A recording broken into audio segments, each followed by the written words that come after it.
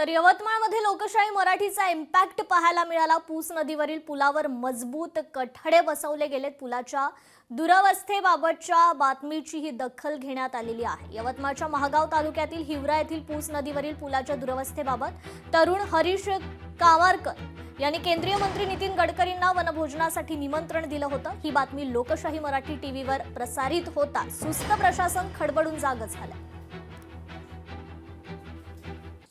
तर तिकडे उल्हासनगरमध्ये पैशांनी भरलेली बॅग जप्त करण्यात आलेली आहे। पैशांच्या बॅगेचा आणि भाजपचा संबंध नाही। भाजपने अपक्ष उमेदवाराचे हे आरोप फेटाळलेले आहेत। उल्हासनगरच्या सुभाष टेकडी परिसरात मोठा गोंधळ निर्माण झाला होता।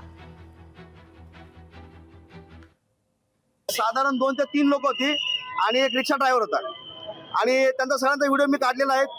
ऑफिस पासून प्रदीप रामचंद्रच्या ऑफिस पासून इथपर्यंत लॅटलॉन कॅमेऱ्याने काढलेला आहे, ज्याला न्यायालय पण डिनाय करणार नाही। अशा पद्धतीने सगळे पुरावे तयार आहेत। जर समजा तरी देखील प्रदीप रामचंद्र कारवाई नाही झाली, भाजपा 50 लाख रुपये पोलिसांसमोर मोजून दाखवलेले, पुरे 50 लाख रुपयाची रोकड होती पोलिसांना समोर मोजून दाखवलेले। आणि तरी जर कायदेशीर जर कारवाई होत नसेल तर जिसकी लाठी उसकी भैंस, मग आम्ही कायदा जर हातात घेतला तर आम्हाला कोणी अडवायचं नाही। अगर उन्होंने वहां से पीछा किया है तो वो बैग उन्होंने वहां क्यों नहीं पकड़ी? इन्होंने इतना दूर 4 नंबर में सुभाष टेकड़ी के पास जाके इतना दूर जाके वहां पर बैग क्यों पकड़ी?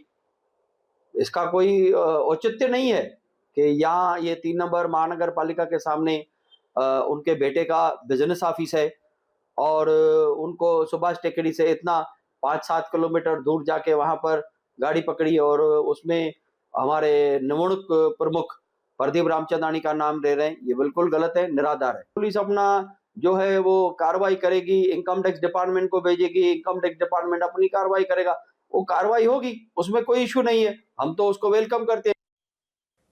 आणि आता बातमी सिव्हिल मधील आयसीयू फसवणूक प्रकरणी डॉक्टर निखिल सैंदाणे यांना गजाआड करण्यात आले। कोरोना काळात बनावट कंपनी मार्फत कोटींची लूट केल्याचा त्याच्यावर आरोप।